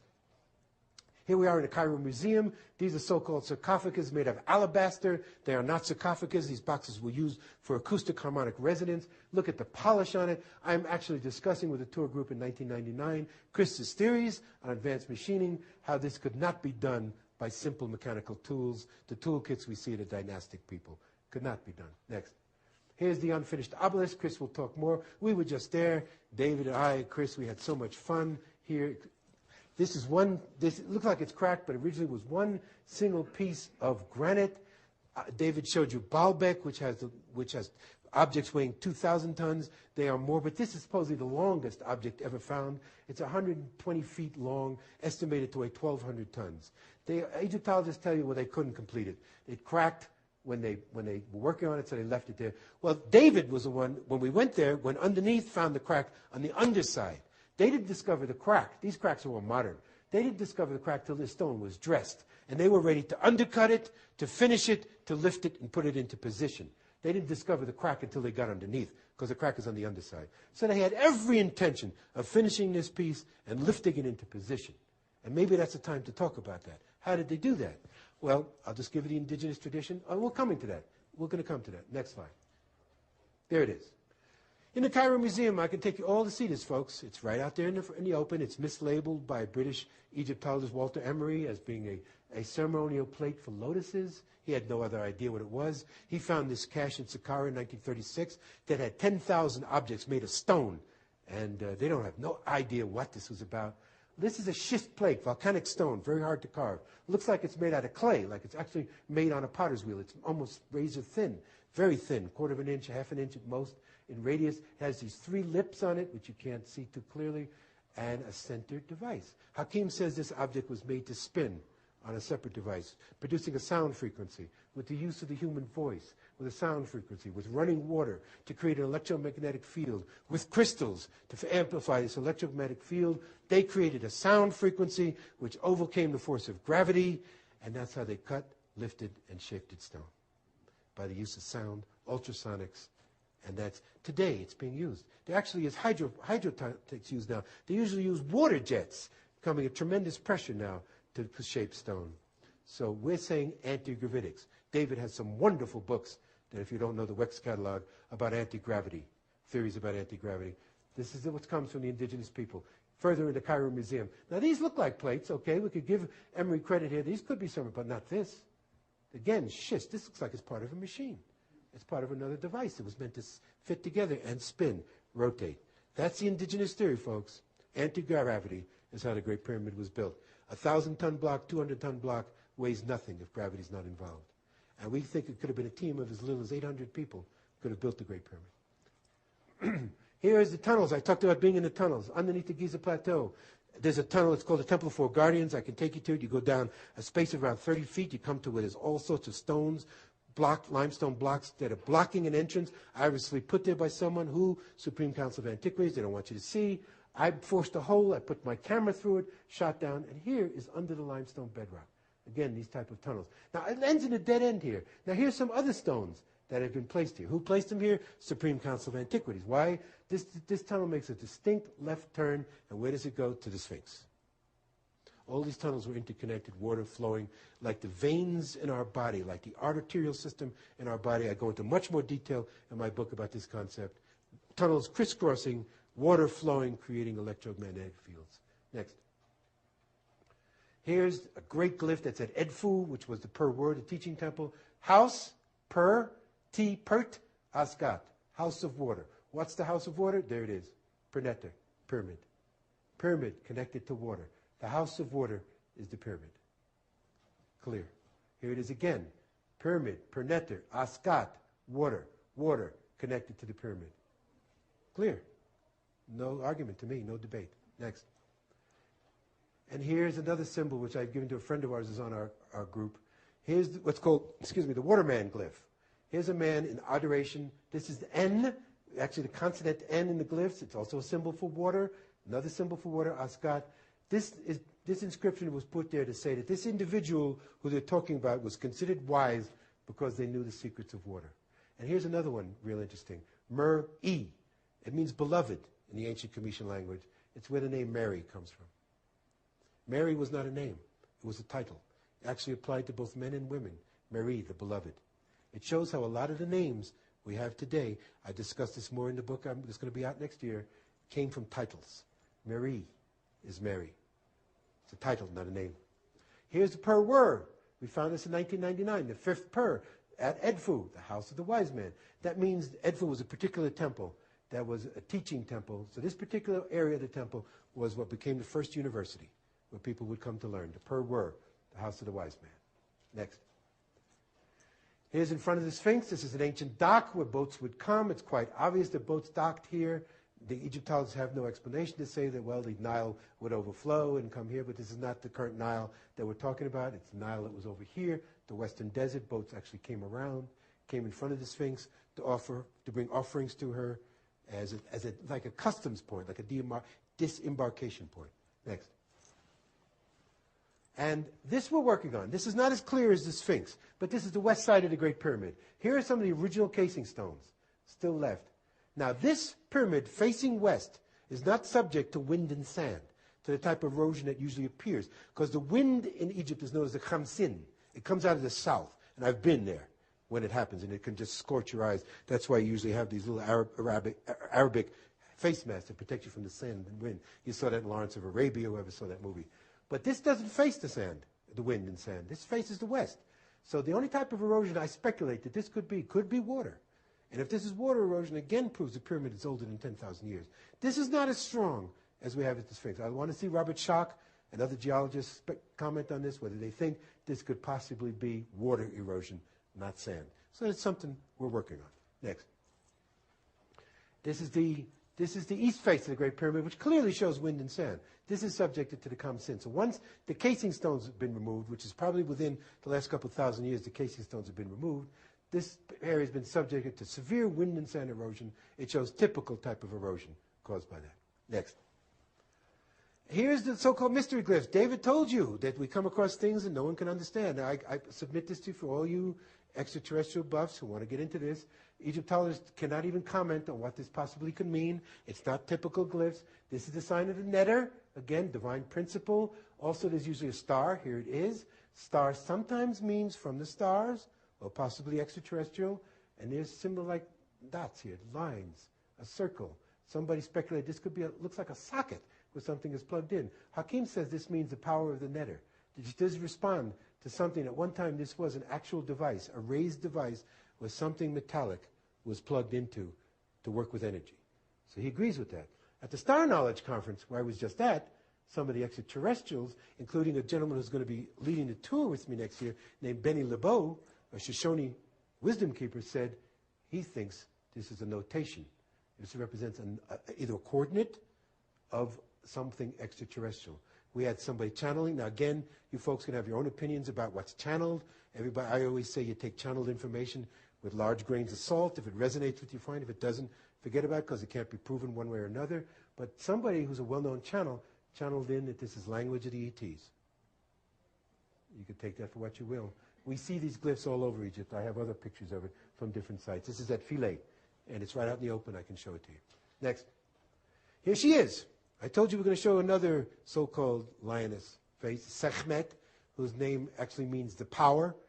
The Egyptologists like to call her the goddess of war and destruction. It shows in their patriarchal, limited mentality, they think. She represents power, the power of woman. She represents the power of motherhood, unconditional love, tough love. If you understand how a lioness will do, she'll let her little cub chew on her ear just as long as she can tolerate, and then whap. And that's the lesson. Don't do that again. That's what she represents, tough love. But I bring this to you for another reason. We're just there 2 weeks ago, and I noticed something that she was cracked right along here.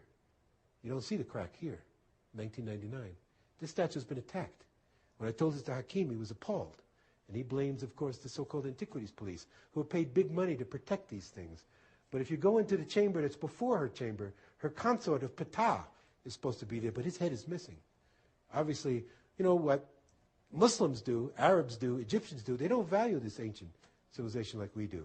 They know we value it, so when they find an artifact, they'll break it up into pieces and sell it to tourists. So we think she's been attacked. And they've been trying to remove her head to sell it. The reason why I bring this up is she told me in 1999, and yes, these things do speak to me, Sphinx speaks to me, you can take that for what you will. She told me to take her picture because she said to me as we were walking into the temple, I will not always be here in this form. The statue, the energy will always be there. We think this is an interdimensional portal, by the way. Folks that are into that this is actually an interdimensional gateway where the statue is positioned. Once again, Hakim teaches us these things are always there for meanings, always there for a purpose, why they're at a particular place. A lot of people have great visions, great experiences with Sekhmet. Andrea, who's a great ceremonialist, does a wonderful ceremony here. She's very deeply connected to Sekhmet herself. So's my Teresa, so's Christine, who's here in the audience, so's other people who've been to Egypt, feel a very deep connection to Sekhmet. She has a relation to Sirius, the star system Sirius, so does the Sphinx. And there is, some people think, an interdimensional portal gateway right behind where the statue is, which actually you can project your consciousness to Sirius. You take this stuff as you will, folks. I just put it out there. You resonate with it or you don't. It doesn't make a difference to me because this is the teachings I'm given and what I've experienced. But the important thing, go back. The important thing is that she's been attacked. So what she told me is true, that they're trying to damage. Andrea said to me, no, I've always seen that crack. Well, I said to her, well, how long have you been going to Egypt? Since 1999.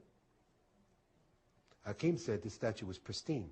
Not only that, she's got an iron bar behind her now, which is bracing the statue up against the wall.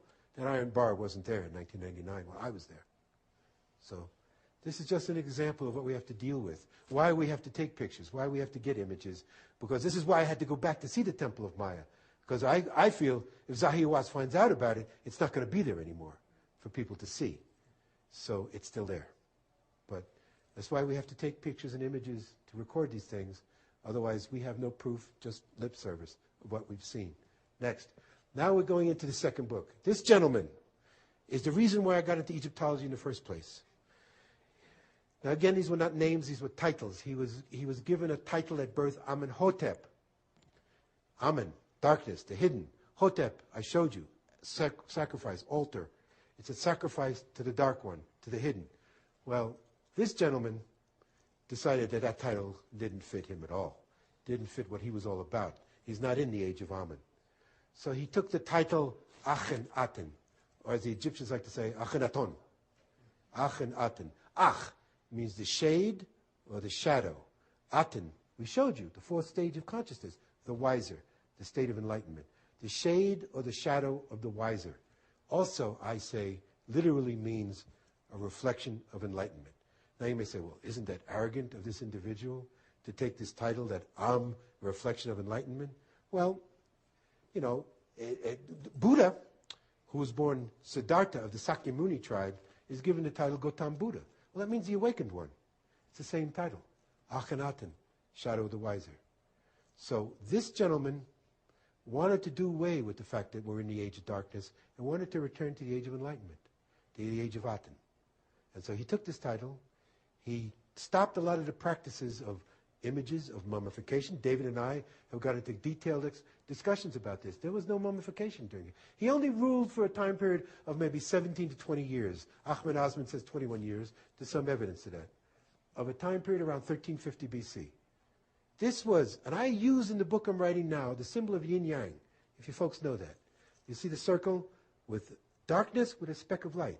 You see the circle with light with a speck of darkness. So I say that even in the age of darkness, which we've been in for 5,000 years, there's those specks of light. Now you may call those specks of light Jesus Christ, Moses, Muhammad, Guru Nanak, the Buddha, Yogananda, whoever. Satya Sai Baba. There are these beings who've come along for the last 5,000 years who've been saying, wait a minute, it's not the way you guys have been taught by these religious leaders. There's something else going on here. We all are enlightened. We're born that way. Well, he was one of those sparks of light. He was trying to return to a time where we didn't need religion. So he actually told the Amman priests, you're out of a job. We're not worshiping darkness here anymore. We're not selling indulgences. We're not selling mummification. We're not giving the bids to the highest bidder who could have the most prayers on their tombs, which is what dynastic religion was all about. He said we're going to return to a time where people can just meditate in the light of the sun. And opposed to what other people teach you about this man, he was not worshiping the sun. He was worshiping light, the power behind the sun. Light itself, which is not even, with light which dispels darkness, which is illumination, which is what enlightenment means. This is we have so many different statues of him. This is the most accurate of what he actually looked like. And this is probably, David, going to be the cover of the book. Because this is a statue that was done by the person who did the famous bust of Nefertiti. He had the name Tutmo's title. That is actually what he really looked like. Not as grotesque and cartoonish as we see the statues of him all over. And you can look at any book in Egyptology. Why? Because he told his sculptors, don't portray me as Superman, like all these other kings are shown, muscular, young, always 20 years old. I don't care about the physical. The physical's not important. Portray me as I am. I have some anomalies. He may have been 7 feet tall. He may have had some endocrine disorders. So he said, portray me as I am. And they did. They did it overboard. They made him look cartoonish, except for the sculptor, who did the most realistic portrait of him. And then there's those heads that David showed you about, the strange heads that supposedly his daughters had with Nefertiti that could be extraterrestrial. There are people, there's actually a gentleman named Daniel Blair Stewart who's written a book called Akhenaten, the Extraterrestrial King, who actually claims that this gentleman was an incarnation from Sirius, had never been in human body before. And that's why the heads are so deformed. You take that as you will. Again, that's just things that are put out there. One thing is for certain, that he was an unusual human being. His teachings, although they made no impact, it seems, in Egypt, because after he leaves the scene, they go right back to the worship of Amun. They go right back to the way where they were before. But however, there may have been a person involved with him who brought these teachings out of Egypt, and it became the religion of Judaism. And this is a major section of the book I'm writing now, that this gentleman was part Hebrew and Egyptian. Hebrews come from ancient Egypt, not from Asia, that they were part of the ancient 42 tribes of Kemet. The original Hebrews were African people, not Asiatic. He was both Hebrew and Egyptian and Semitic on the bloodlines I trace in the book. And after him was the Exodus. We date when the Exodus happened. And I give you historical documentation who Moses may have actually been. And let's go on, because we're going to show that. This gentleman is very important because he was one of Akhenaten's teachers, one of his major teachers. This statue is in the Cairo Museum. I can show you. And again, I'm striking a blow for diffusionism. Because not only did we show you the possibility that a Mayan may have been living in Egypt 3,300 years ago, look at this man's face. This is showing him as an old age. And this is part of the scribes. People are saying, what is this thing sticking out? It's part of the, thank you, Ted. This is part of the scribes' devices that he was with scribe. But it's particular, you're not going to be able to hold it, so let it go. Okay. But it's particularly the pose. The seating pose, Hakim says, distinctly Asiatic. Now, we're talking about mass diffusionism at this point, where people were coming from Asia to Africa, people from Africa were going to Asia. We say people who come from Europe, maybe the Americas, Amaya, were all coming into this dynastic Kemet period, infusing. This gentleman's face is clearly Asiatic, and I say possibly Tibetan. Is this possible in evidence that a pre-Tibetan individual was living in Africa 3,300 years ago? It's quite distinct. What is certain about this gentleman, he also had the title Amenhotep. Now, I said, wait a minute, offering to the darkness? But they also gave him the title son of Hapi, or child of Hapi. Hapi was the netter of the Nile.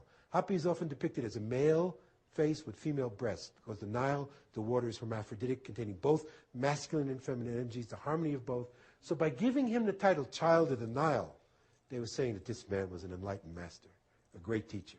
You know, Stephen, that is called the Kuzuo posture, where you're kneeling with your hands down. And at Tiwanaku and Easter Island, Great. Olmecs have Great. That's a very curious, yeah. And Hakim says distinctly Asiatic. That's not the way people in Africa sit. Oh, okay. You So see it's a lot of, like, and Mesoamerica say. great, David. Thanks. You got about 5 minutes. Okay, go. Okay, more of this lineage. This is that gentleman Akhenaten's maternal grandfather, known as Yuya. His tomb was found in 1907. A great book, which I don't know if you carry Osman's first book, Stranger in the Valley of the Kings, but it's a great book to read. I recommend Osman's work. Ahmed Osman, very strong. David has his other books.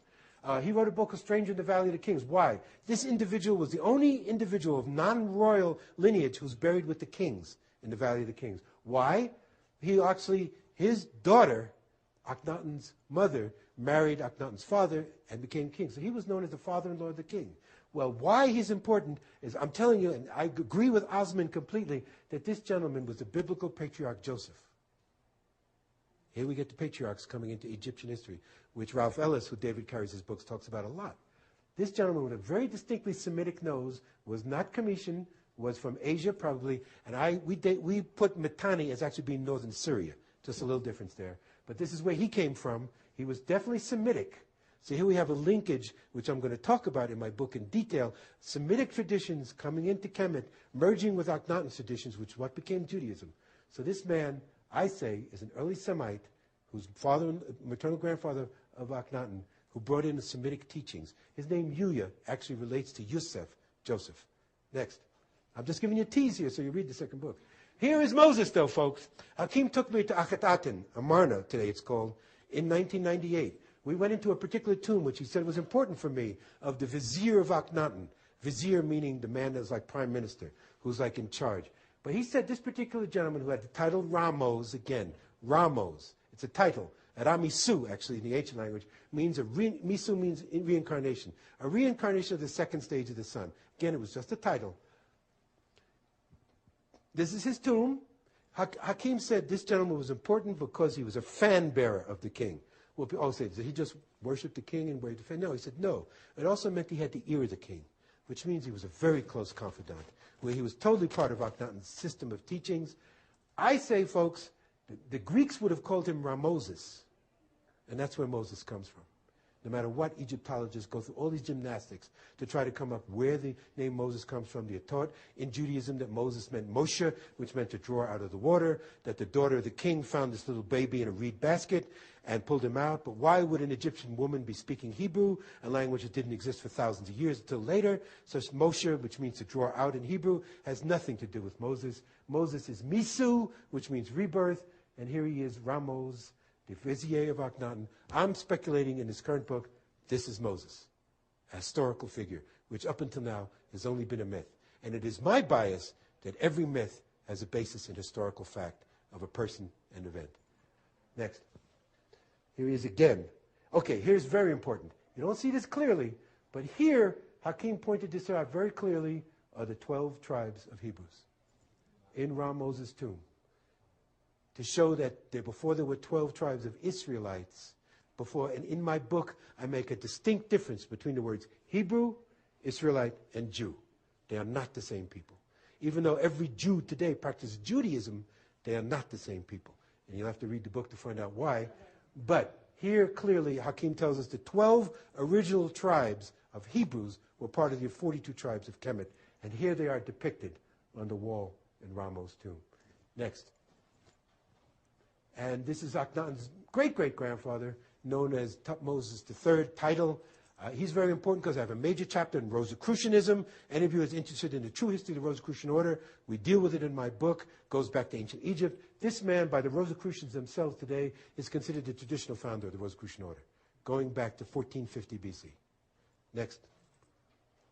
This is the man who was the modern imperator of the Rosicrucian order, Dr. Harvey Spencer Lewis, who founded the order in 1915 in New York City. I write in detail about him.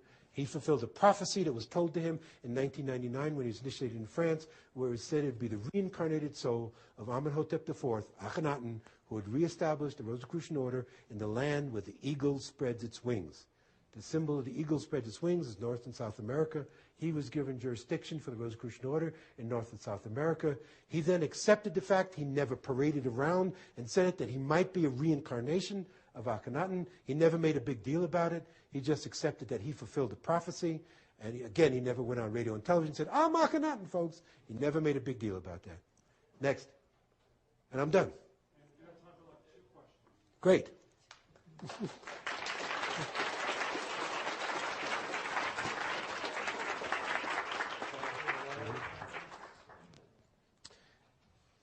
And actually, there was another slide I wanted to show, but I brought it to show you. One thing in passing, we wanted to go to the Ramesseum on this tour we were just at. The Ramesseum is at Meddet Habu. It's near Luxor.